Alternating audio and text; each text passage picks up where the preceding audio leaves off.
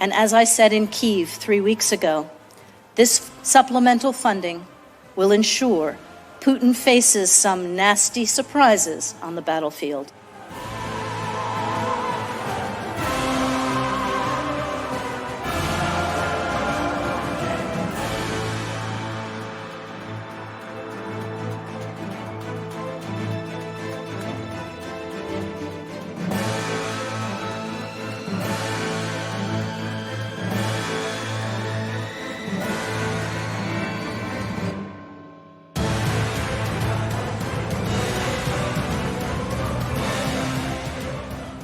I've also seen, hopefully you saw the State Department or embassy there put out a notice to all Americans in Moscow to avoid any large gathering, concerts, obviously shopping malls, anything like that, just for their own safety. They should stay put where they are and stay plugged into the State Department for any additional updates and information.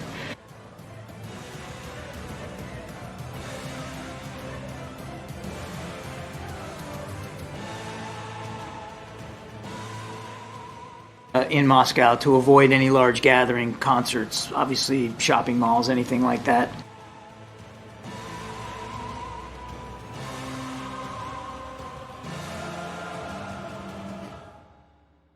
Not aware of any advanced knowledge that we had of this terrible attack. On March 8th, the embassy warns of imminent attack in Moscow by extremists. Yeah, I think that I'll let the State Department speak to that. But I don't think that was related to this specific attack. Clearly, there are people in Moscow and in Russia that object to the way Mr. Putin is governing the country. But I don't think we're at this early hour we can make a link between the shopping mall attack and political motivations. I think we need more time and we need to learn more information. Now, the United States said it had no prior knowledge of the terrorist attack that took place, but many are raising questions about a State Department travel advisory to Americans in Russia that specifically mentioned concerts as possible targets for a terrorist attack and was issued just 2 weeks prior to today's horrendous events. Now, the Russian Foreign Ministry spokesperson, Maria Zakharova, came forward with some very strong words for the United States as Russia is reacting to the horrifying scenes. Here's what Maria Zakharova had to say. The White House said it sees no signs that Ukraine or Ukrainians are involved in the terrorist attack in Moscow. On what basis do officials in Washington draw any conclusions about someone's innocence in the midst of a tragedy? If the United States has or had reliable data on this matter, then they must be immediately transferred to the Russian side. And if there is no such data, then the White House has no right to issue condolences to anyone. All those involved, as stated by the Russian leadership, will be identified by the competent authorities.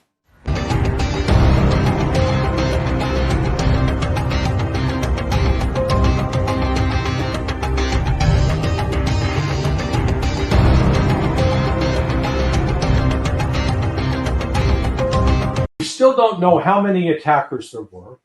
We still don't know what weapons were used. We've heard gunshots, we've heard explosions, but we don't know any specifics.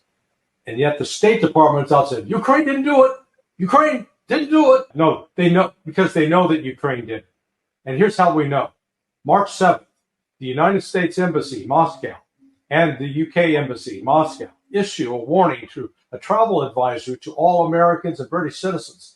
Stay away, there's going to be a terrorist attack within 48 hours. Now, that didn't happen. Those kinds of warnings are only issued when you have specific, credible information and cannot prevent the attack.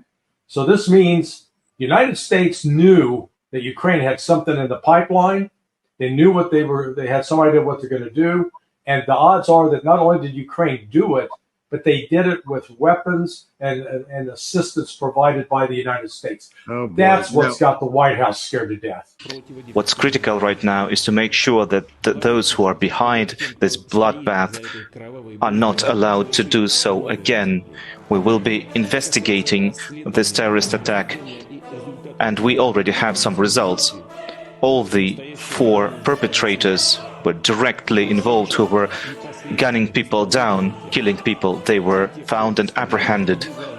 They tried to escape. They were moving towards the border with Ukraine.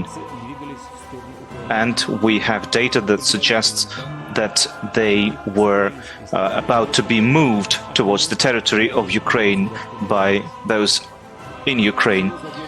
Our military services, our emergency services, our investigators are working on finding out the orchestrators of this terrorist attack, those who gave them transportation, who who gave them weapons, etc. The investigative authorities will do everything to identify all details of this crime, but it's already evident that we face not just a cynically organized terrorist attack, but a massive mass killing of civilians. These perpetrators, these criminals, went specifically to kill people point blank. Our people, our children, just like the Nazis that once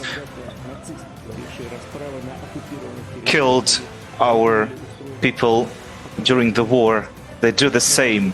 All the orchestrators, all those who are responsible for this crime will inevitably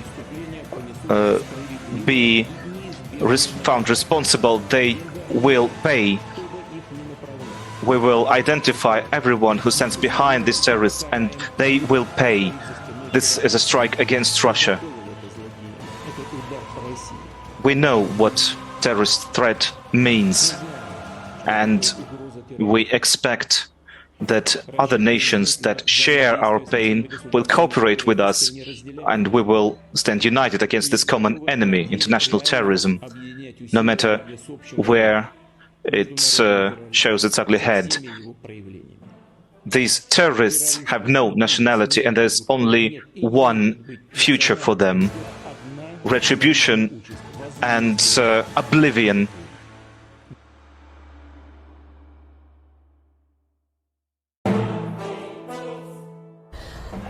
With regard to Nord Stream 2, we continue to have very strong and clear conversations with our German allies, and I want to be clear with you today. If Russia invades Ukraine, one way or another, Nord Stream 2 will not move forward.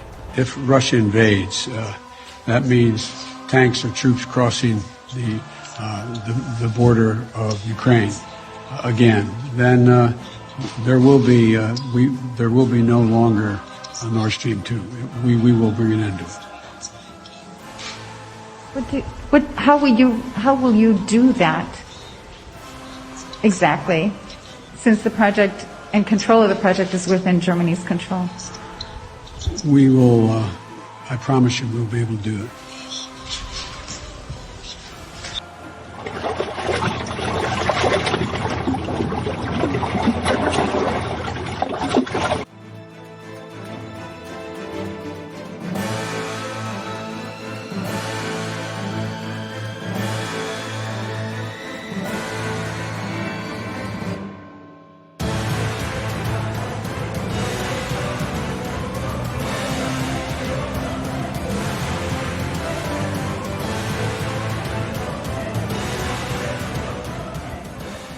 Please visit my website at samstwitch.com.